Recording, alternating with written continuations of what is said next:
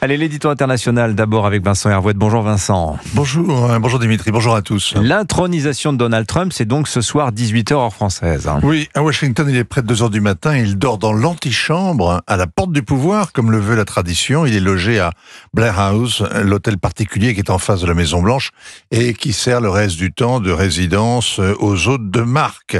Churchill et De Gaulle ont séjourné là.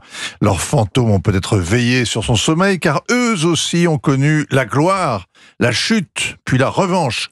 Et pour le Donald, c'est une extraordinaire revanche qu'il va prendre quand il prêtera serment au Capitole cet après-midi, au milieu de l'élite de la finance et du numérique qui se presse pour être sur la photo. Il a déjà vécu ce sacre il y a 8 ans, mais à l'époque, l'establishment se moquait du Donald.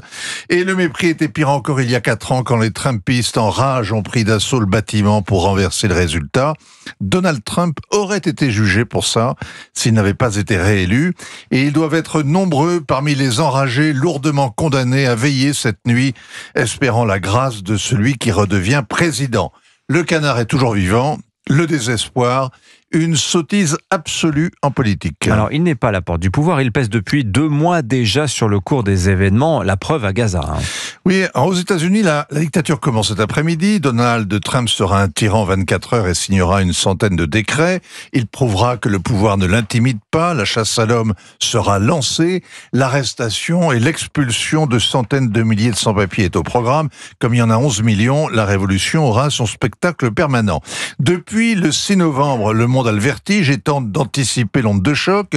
3 otages israéliennes ont donc été relâchées parce que Donald Trump avait menacé de déclencher l'enfer. Mais vous avez entendu Joe Biden à la fin de son ultime conférence de presse, quand on lui a demandé si Donald Trump avait obtenu la trêve, il a répondu « It's a joke, vous plaisantez ?» On comprend son amertume parce que cet accord, c'est celui que Brett McGurk, son conseiller, avait négocié en mai dernier. Et l'émissaire de Donald Trump, le milliardaire Steve Witkoff, n'a fait qu'appuyer le forcing avec les 3 otages pour que les 3 otages prouvent que Donald 2-0 sait conjurer la fatalité. Alors, les images hier soir montrent aussi la limite de cette diplomatie à l'estomac. Le monde entier a assisté à la démonstration de force du Hamas, le cortège triomphal qui accompagnait les otages, avec les tortionnaires en cagoule, la sourate du Coran nouée autour de la tête, brandissant leur kalash en faisant le V de la victoire, et la foule qui exulte, et les camions de l'aide internationale qui affluent, alors que les déplacés retournent dans les quartiers qui rappellent Stalingrad.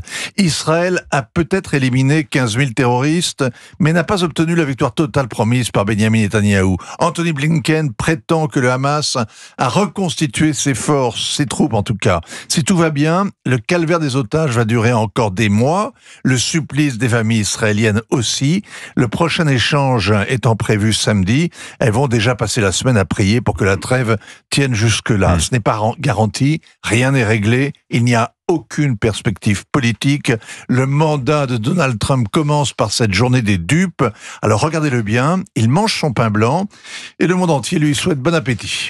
Ainsi va le monde. Signature Europe 1, Vincent Hervouet. Merci Vincent. 8 ans.